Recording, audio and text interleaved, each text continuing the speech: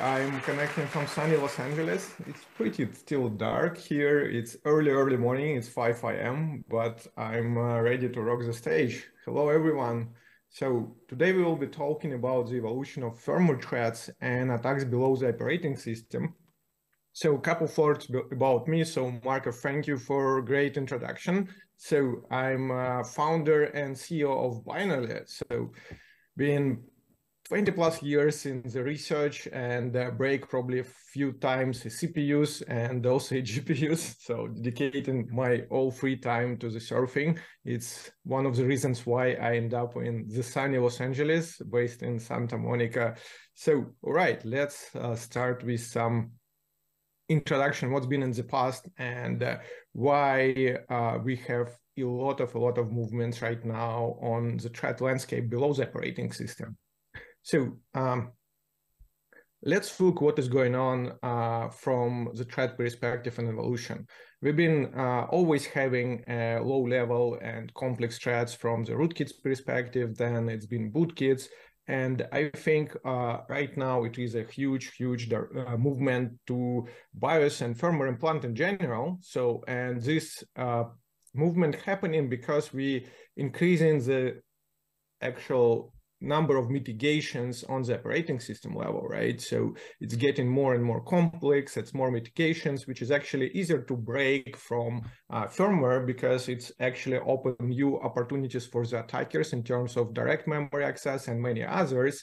And this growth also actually showing the direction depends on the type of the attacks, also from the hardware and silicon level, right?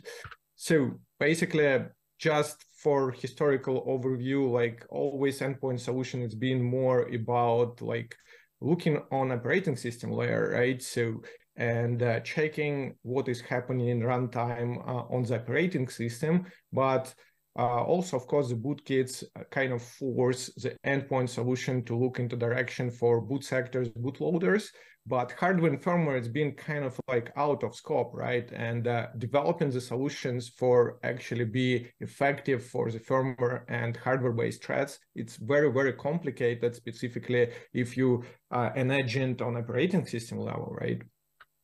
So, and of course, like shifting the threat model, it's kind of like surprising some of the vendors. I mean, they're not ready. And also, if we look from the perspective of the detection of the threats, so this is a screenshot of it is actually another threat which has been discovered in 2020. And this one is very interesting because it's been used 5 years old indicator from hacking team attack. So think about, we have a hacking team implant which has been leaked, right? So, and threat actors like in 2014, right? And it's threat actors still using some of the code from this leak. And this threat been detected in 2020, and basically it's been using the same indicator of infection with FTA NVRAM variable. Thing is, like this one already been known for actually almost 6 years before this new threat appears. How come we are not detecting it, right? So how come we don't see this indicator which is known? Another one, it's Moonbounce from this year, and it's discovered by Kaspersky Lab. But basically, they said we see this on one of our clients' machine from 2019. But doing the investigation by our team, we discovered this is actually nothing new. It is a Chinese kit which has been used from 2014 for low-level implantation, and basically, the component which is being modified, it's being modified from the platform which is actually been in the market from 2014 May. And it's kind of like a interesting perspective because it shows a very limited way how currently we detecting the threats, but it doesn't mean they are not exist. It means we just don't see them, right? And let's talk about more what's happening right now. why we don't see them, why it's happening in such way which is invisible for security solutions. I wanted to highlight a few interesting issues which has been recently patched by Lenovo in September. And basically this one is very interesting because probably it's one of the first advisories which is highlighting Windows management instrumentation, SMI handler, which has actually been used for setup in the BIOS password. But in 2019 Offensivecon talk, I've been highlighting like Windows management instrumentation. It's a huge attack surface. I've been showing some of the vectors, how it can be attacked.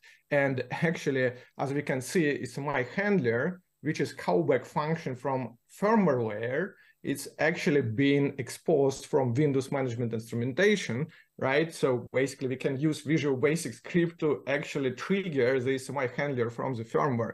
This is like actually a very interesting way how you can think about the connection between the operating system layer and the firmware layer from the perspective of kind of like a functionality and how you can open the new attack surfaces.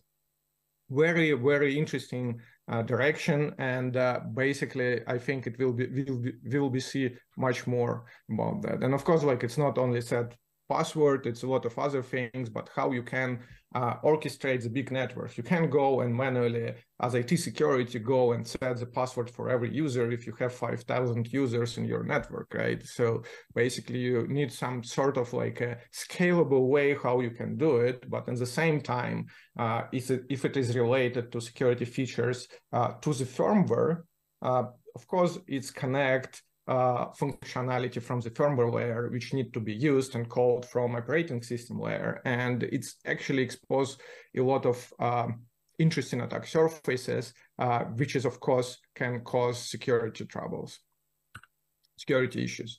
Another thing, it is a supply chain problem. We've been seeing a lot of different attacks on device vendors. And if you think about on the Taiwanese vendors, it's been constant attacks happening. Like it's been Asus Tech, it's been Gigabyte, it's been others attacked in the previous few years. And also the big device vendors like Intel, AMD, Nvidia, and Samsung, it's publicly known they've been actually targeted by ransomware or breached by some threat actor which is being in their networks. But also from the perspective of the supply chain, if you think about it, it is kind of complicated how you can guarantee they are not inside your firmware, they not land at the back door, they not been on the server, build server, or like your source code.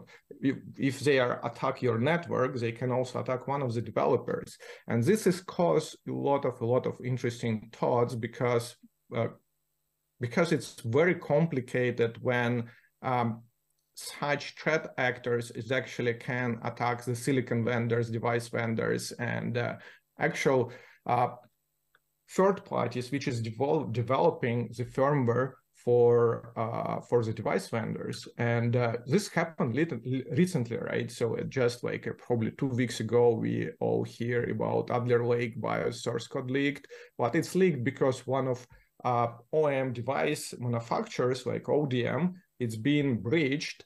And actually this one being developing the code for Lenovo firmwares, right? And if you look from the perspective of supply chain, we have a lot of parties involved.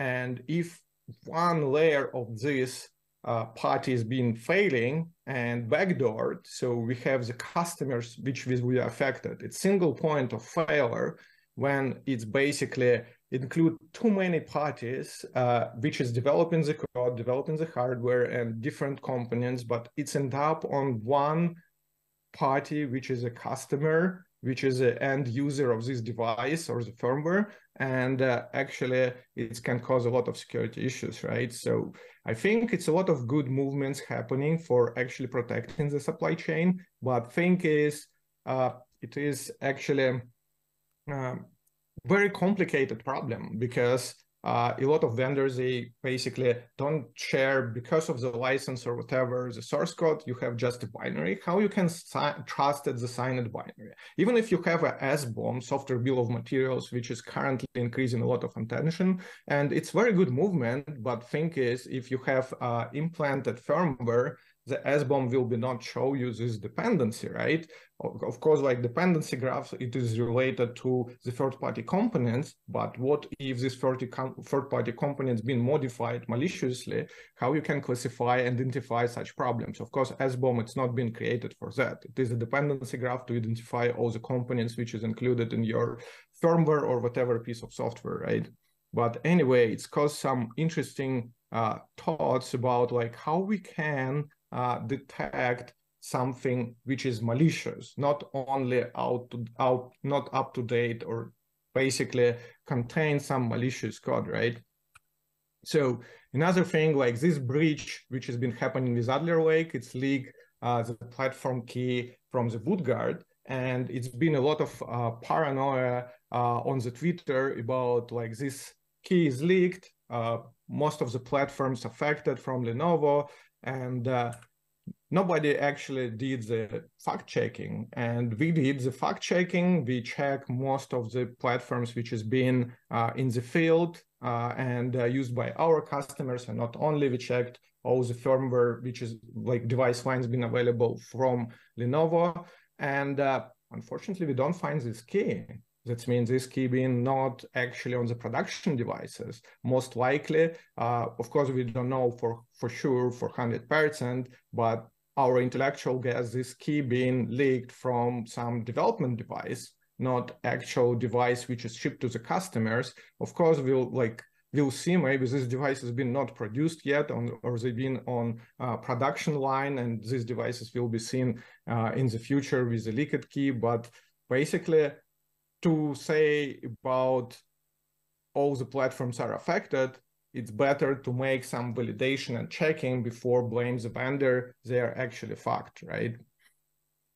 So this is very interesting thing when we get to the point how we can trust our devices, how we can trust the firmware which is coming from the vendors, and what we should do for actual validation of this firmware, what we need to think about our devices, and what the firmwares are more secure, and actually how you can guarantee you don't have implants, right? As example, some of the devices came by default with a compute trace, with a legitimate implant for like a corporate security. Sometimes you can use for like a geolocation tracking your users and a lot of other stuff, but also it can be used in malicious way, right? And we already seen these attacks. As example, LowJack's APT28 been used modified version of compute trace to actually attack the US government.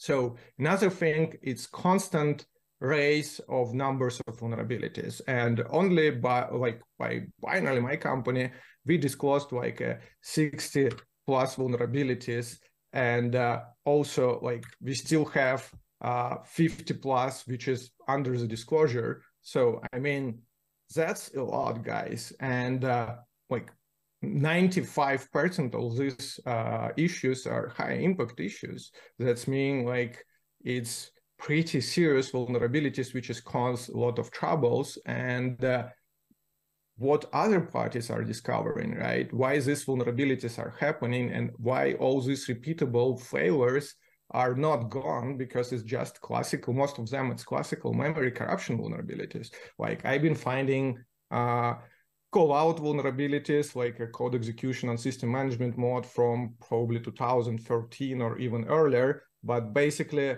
that's happening again and again. We have some mitigation in place, but how effectively they're used by the vendors and other things, it's caused a lot of troubles. Such number of vulnerabilities, of course, create the mindset this attack surface is very weak and big from the perspective of potential opportunities for the attacker, right?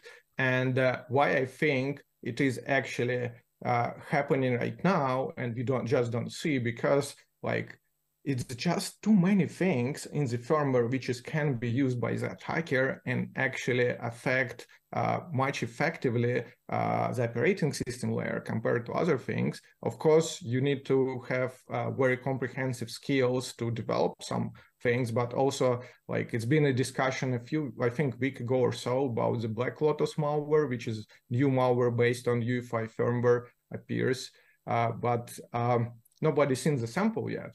Interesting thing, but it looks like such movements it's happening on the cyber criminal world too. But it will be interesting to research such malware and see what kind of capabilities been included in there, and not just only speculation, which is currently happening in the media. Anyway, so also after our Black Hat talk in past August in Vegas,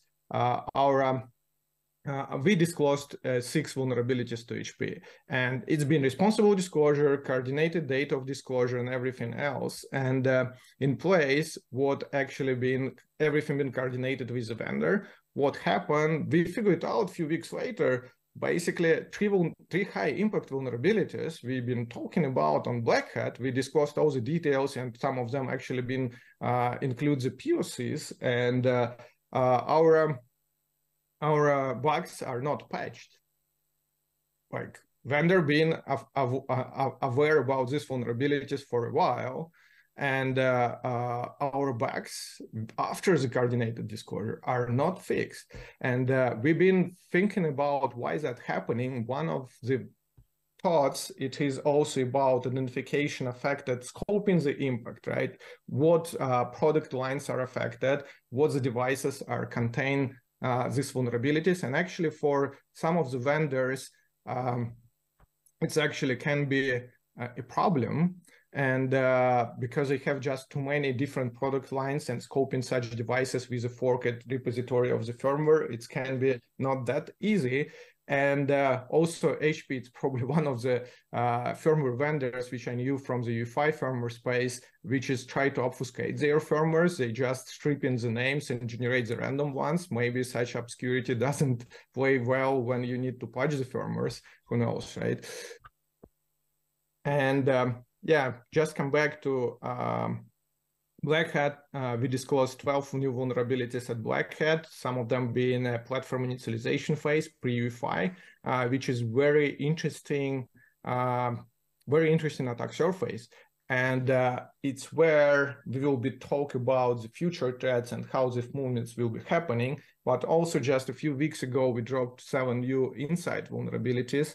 And actual next week in Echo Party, it will be another 3 issues, but these 3 issues is actually huge. These 2 new vulnerabilities will be discussed next week. It will be affecting 10 years back of the platforms which is actually in the field.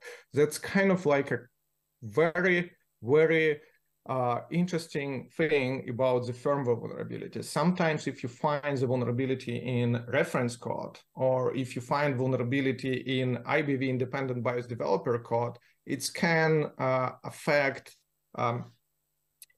not just single platform, right? It can affect all the vendors which is used this American Megatrends or whatever other IBV code. And then also if it is Intel or AMD reference code, you can actually target all the platforms. And some of the Intel or AMD reference code, it can include a few years back of the devices, which can be also affected by such security issues, right?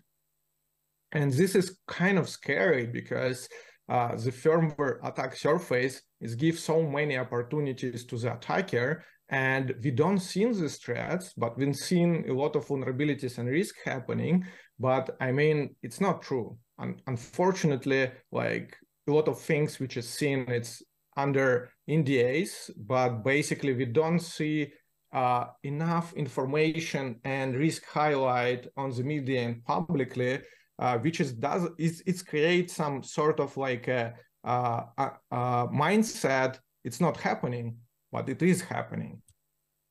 So let's talk about pre-UEFI attacker model. And basically, this is very interesting space, because basically what happened in pre-EFI, SMM, it's not initiated yet. It is a pre-DXE mode, and basically it is very, very early after just actual CPU and FSP firmware is passing control to the UEFI firmware, which started with a pre-EFI phase, and it's initiating a lot of functionality, include security features, right? So basically, some of the security features, it just can be bypassed on that phase, which will be never bypassed on the DXE phase from the perspective what you can do from pre-EFI.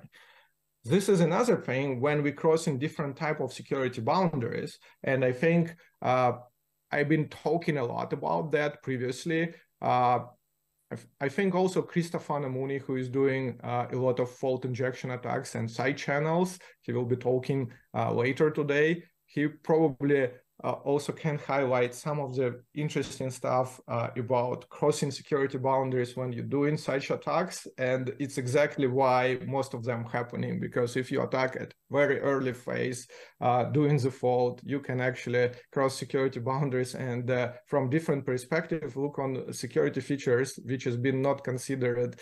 This perspective can be not considered by developers of the security feature, right? But also let's think about NVRAM. What is non-volatile memory means from the attacker perspective? First of all, like because it's used on early boot phase, and by other reasons, it's basically functional reasons. From functional perspective, it's actually not covered by BootGuard, and also it's actually created. It exists earlier than BootGuard, right? So basically, because it's not validated, any variable which is actually can be modified and cause constant re-exploitation, it can give the attacker the persistent vectors.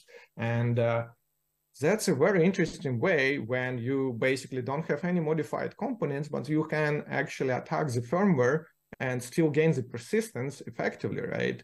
And we actually discussed on past Black Hat and previous Black Hat about such of the attacks. We found one of the vulnerabilities, BSSA DFT on Intel reference code presented in 2021 with Alex Tereschkin and Adam Zabrodsky with my Nvidia colleagues. We worked before I started Binarly. So basically, this is very interesting perspective of NVRAM and how this transition happening between different boot phases, right? But let's talk about how it can be used by the attacker, right? But some note, which is very important, like in many cases, like TPM will not help, right? Because you have the PCRs, which is platform registers, which is used for storing your integrity hash, but this integrity hash will be created but not extended during runtime. That's mean like you will be not affecting after modifications the runtime phase, and remote health attestation in this case will be don't detect runtime exploitation. So and it's where we need to create this transition to the future of the attack surfaces and how this is happening. So let's look on this pre-EFI phase. It's been a lot of discussions about the DXE, SMM implants and rootkits. Of course, like it's other spaces where implants can be hidden, but let's just focus on this talk on UEFI firmware because this is huge. It's easy to exploit from the operating system layer, and it's actually already been used in a lot of offensive operations for many years, which is known. And basically, what happened in the pre-EFI phase is happening too early, right? So we have like no security protections against PyFlash modification in this phase, like BIOS lock enabled, SMM write protection will be not exist. PRX will be not initialized. It's a security registers, which you can block some of the regions to write. Also, Intel BIOS guard are not enabled at this moment. It's exactly what I'm talking about from the security feature perspective. Like, yes, we have all these fancy mitigations, but what if they just not enabled yet, right? So it's kind of like a bypassing by design a lot of the things. And to be honest, the pre-UEFI attack surface from first shootout from the offensive perspective, it's been discussed in our talk 2021 at Black Hat in Vegas, but basically we didn't see like a lot of attention from the vendor side. And when we've been looking at this space, it's a lot of opportunities for the attacker, but also it's a lot of vulnerabilities in there. It's a lot of design problems, which is basically hard to fix. BSSA DFT issue, which I mentioned before from Intel, you can just Google this one. Basically, it is been very long time disclosure process. I would say it's more than a year under the disclosure after we can actually talk about that. And very interesting thing from the supply chain perspective, this vulnerability, it's still on some of the platforms stay unfixed because I don't know why, but it's been no fix delivered from the device vendor, or it is no fix delivered with IBV side. And it's kind of like complicated, and supply chain creating even more problems for the firmware side, which we can imagine. So let's talk from the payload delivery. So I talking from the Keynote perspective, but I want to keep it technical enough and deliver the message from the complexity and the impact perspective to you guys. And look here, so we have like a pre-UEFI phase and the Dixie phase. So operating system will be boots later, but let's just focus on these two phases. And we have like different type, like if you think about UEFI firmware, it's a whole operating system before your main operating system happening. Basically, this is a real-time operating system, which is actually about 6 million plus lines of code. And it's actually bigger than modern CentOS kernel. So it's how complex it is. And also we just cover where from the very high level perspective, the flow, how it can be attacked from exploitation perspective. If you basically have a code execution on platform initialization phase, what kind of like transition phases can be done to survive until SMM and inject code there. And again, like all this, it's crossing a lot of different security boundaries and can just avoid a lot of security mechanisms, which is implemented on Dixie runtime, system management runtime, but it's not initialized yet because pre-UEFI phase is happening too early. So here's a demo from one of our vulnerabilities exploitation in platform initialization phase. I think this one is exactly use BSSA DFT bug. And as you can see, it shows exactly the way how it's hooking different events for keep this transition going. It's actually, this demo exactly show what been described on the previous slide. But let's focus on modern security features. What about platform policy management from new security feature from Intel, and how it's actually can protect our modern devices. This is actually very interesting security feature, because basically we have now not only signed firmware, we have also some checks on which SMM driver need to be loaded, which functionality for all these SMM drivers in terms of the policy need to be applied. And of course, it's controlled by some of the ACM, which is related to TPM, but and the TXT. But basically, another thing we have, it is kind of like, what if we exploit the vulnerability in one SMM driver? Does we still have the full access to the memory region in SMM to affect any other drivers or modify the memory space? That's an interesting question, and let's look together how this feature are worked. So first of all, like PPAM, it's actually simplify SMA transfer monitor, which is kind of like a Intel developed as a concept back to come back to 2014, 15, when they are kind of like partially open sourced. And the first concept has been very slow. With the time, of course, it's create much more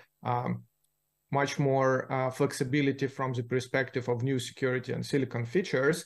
But this one, it's how it looks in reality. Unfortunately, it's not use any sort of virtualization. We have most of the functionality for this PPAM feature implemented still in the firmware, when all the initialization happen mostly in pre-5 phase. But also, as you can see, the policy checking is just one bit, right? So it's basically signaling like true or false if the policy has been checked. What if this bit can be modified? What if the attacker can influence the bit? Does this will be affect the security feature? Basically, this platform assessment model is being created for actually help the device vendors to be more confident. It will be harder to compromise, but from the design perspective, it's actually super complex feature, and it's open new attack surfaces, right? So let's look how basically attack can be done. We presented this PPAM attack on our Black Hat, so more details can be discovered by the link below. But main thing here, like we have a pre-fi. Pre-fi initialized this security feature, and of course it's need to be transition happening, right? So when we have hops, which is hands-on, some basically, let's say, some global variables which is exist during different boot stages, and if this global variable will be signaling something, this can be modified because it's not protected, right? And it's exactly what happened. So this attack being on one of the most recent light books, and we still see this not fixed yet, by the way, in many devices. HP implementation show you basically when it's checking only something exists in the variable, and then boom, of course, it can be modified. Reference implementation is actually different. It is a vendor implementation affected. This bypass, it's not universal. It's focused on HP device, but it doesn't mean other vendors not use the same way, because they need to kind of like simplify for themselves implementation of this feature, because it looks cool on the reference code how Intel want to be implemented, but also how you can scale and support and a lot of other things at the field. It applies to the device vendors, right? So basically, it's more a bit more about this bypass. So basically, as I mentioned, this global data, hop data, it's contain some check for support, like if PPAM should be enabled, and exactly we can modify it. So boom. Another thing I wanted to talk about, it's what we discovered during our Black Hat research. Like, okay, this is security feature, it's platform assessment module, but also if we come back to one of the first slides when I've been talking about that, it's been the certificate, which is stand for attestation. It's kind of like a creating root of trust for this assessment of different modules happening with Intel PPAM. But what we realized, we extract the certificates which is related to this assessment module, and we realized most of them are actually expired. They're kind of like missing validity, but Why? So basically, interesting thing, like a production sign-in key is being expired on all the platforms in the field. Every single platform in the field we are checked. Like, and that's mean attestation is being not enabled for PPAM. And actually, from the attestation standpoint, if we not, like, let's say, if we disable PPAM by the attack previously discussed, so like it will be visible from the device health perspective, from attestation standpoint, but because based on this in context, attestation being never in place for PPAM, so boom, of course, like this attack is very legit, and it's very weird when we have like security feature which is not just configured correctly, not by single vendor, the whole industry. So yeah, it's a bit more details about certificates, how many we checked. As you can see, like we found like almost 200 certificates, which is like 2021, a bit less certificates related to 2020 because this feature is just not being used by majority of the devices in the field, but it's actually been enforced with most recent CPU generation. It's why we've basically seen more recent certificates expired. Right. Why is this all the repeatable failures are happening and why we still see all these memory corruptions with industry-wide impact? I think like, first of all, when you have 6 million lines of code on C language, it actually creates a huge attack surface from any sort of perspective you can imagine. So like, but of course, some of them can say, oh, we start actually developing some of the firmwares on the Rust code. Yes, that's actually happening. But if you think about from the supply chain perspective, you don't only develop in your firmware component, you need to develop your firmware component on the Rust. You need to develop all these dependencies, third-party components also on Rust. Otherwise, you have like a 20% in the best case on the Rust and 80% of the C code. Still, it's a huge attack surface, and you mitigate probably just 20% of the risk. And of course, like from the perspective of Rust, if you use some unsafe things, like it can cause troubles, as we all can see from the perspective how many issues been found from the Rust standard library, which is using unsafe code for optimization purposes, right?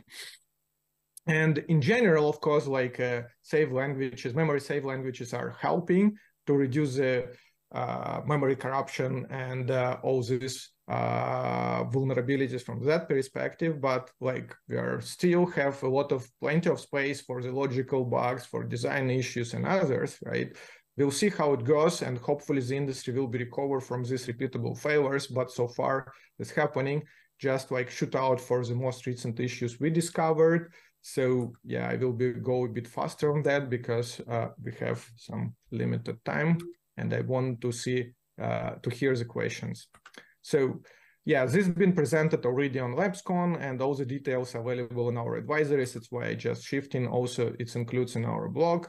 So basically, what is most important, how we can remediate these repeatable failures, how basically we can find this automatically. And like my team developed like GIFA Explorer plugin, which is helping to find some classes with get variables and some others. We just start supporting ARM architecture for UEFI firmwares. And funny thing, the vendors already not happy with that. And you will be new probably in a couple of months, you will be discover more details when it will be publicly available.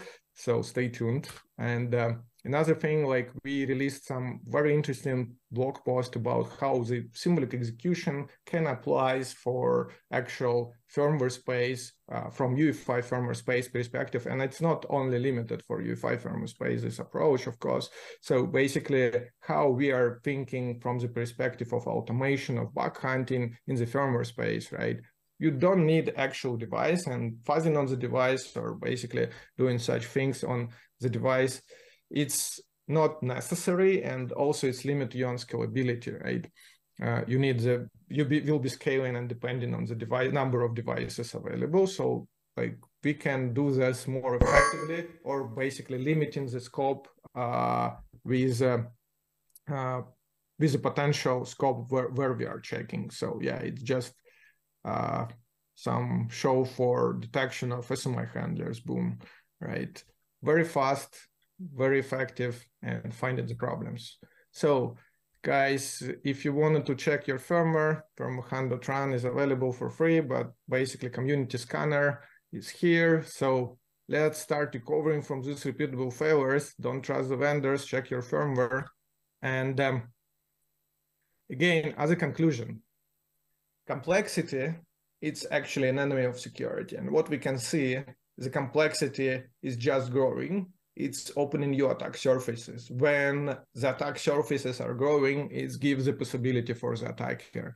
And talking from the evolution of the threat actors in the firmware space, it's been, of course, always around the firmware and hardware, but it's been mostly happening from the state-sponsored actors' perspective, because they have more budget, they have a more interest in persistent.